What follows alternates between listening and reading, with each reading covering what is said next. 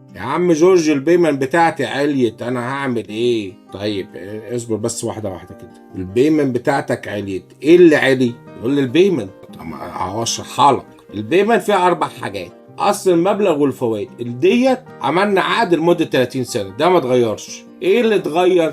غالبا البروبرتي تاكس والهوم انشورنس، دول هم اللي اتغيروا. طب هم علوا عليا ليه؟ مثلا لو انا بدفع $2000 بقى 2500. هقول لك بالراحه كده. في ما انت فتحت الاسكرو اصلا، البدايه اللي ما انت تشتري البيت عملوا حصاله. الحصاله ديت بتدفع كل سنه مرتين للبروبرتي تاكس، او على حسب الولايه اللي انت فيها ممكن تكون مره في السنه، والانشورنس مره برضه في السنه. فهم دلوقتي لازم الحصاله ديت يكون فيها خزين من 3 ل6 اشهر زياده.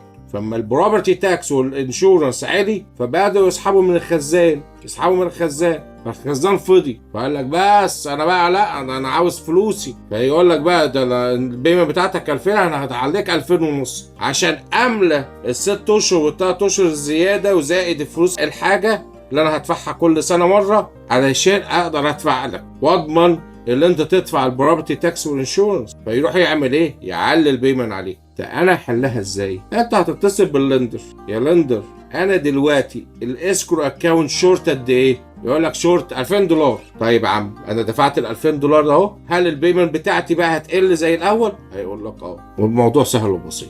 لو عجبك الفيديو يا ريت تعمل لايك وشير. لو عاوز تحجز ميعاد معايا ونتكلم مع بعض عن طريق زوم، روح على gmbrokerage.com ونتكلم مع بعض. مستنيكم وربنا معاكم.